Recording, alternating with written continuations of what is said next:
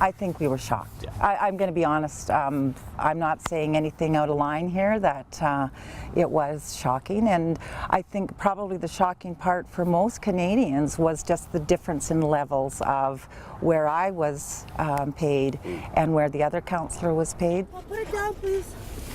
You are on private property. Yeah, we came up to see if... What's your name? Yeah, my name's Rob. Yeah, I know who you are. Don't touch me. Don't touch my stuff. What are you doing on our property? We wanted to come up and... property. Yeah, we wanted to see if Dean was around. Can you call? He's not home. He's actually working like some people should be doing. Don't have his phone number. Instead of causing problems around here. It is difficult to see people living in poverty. It's difficult to see that these millions of dollars could have gone to support education or culture or health. And we're hoping that not all is lost and that we can recoup or regain and move forward. I know your camera's on, so. Yeah, well, we're just protecting ourselves. Yeah, well, you have no business on this property. Didn't you read the sign down there? We did, actually, yeah. Dean Martin Boulevard? No, private property. Yeah, it is. Maybe you should ask Ida Rivers what they sell down below in their trailer. Ask Barb Cody what she does. Well, to be honest with you, that's why we came up here to talk with you. Well, you know what? Every time somebody says something, tries to tell you guys the truth, you guys manipulate it, and we don't need that around here. Well, so I'll just take your name and your number, please. Well, but if you want to tell your side of the story, no, I then we're happy to talk to you.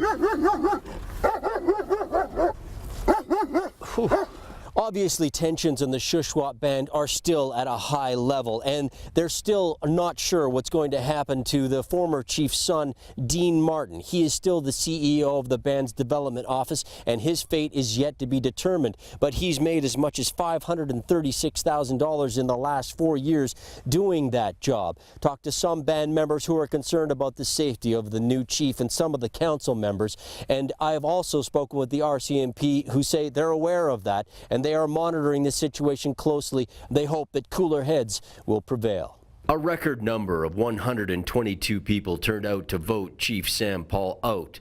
The Shuswap financial statements for 2013-14 show a large discrepancy that is unexplained up until this point.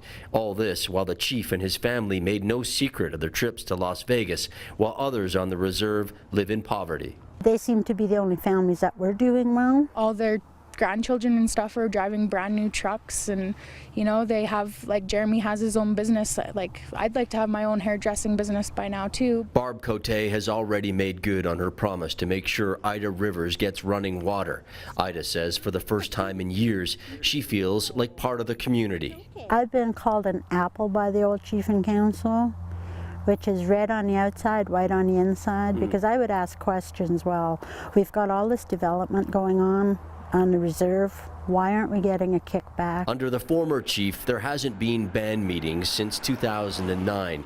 Even the RCMP were told to deal only with the chief. But that has all changed now that there's a new chief in town. And while Barb Cote continues to track where the money went, there is cash coming in from a new housing development on the reserve, a highway widening project on Shuswap land, and stumpage from forest and range agreements. It's fantastic news. We're just so excited, you know, because it's going to be, I think, just a lot of money coming into the band, and we get to do all kinds of great things. And that's going to be up to the band membership. That means the next generation of band members can hope for a brighter future. I'm Rob Gibson. This has been a Sun News Special Report.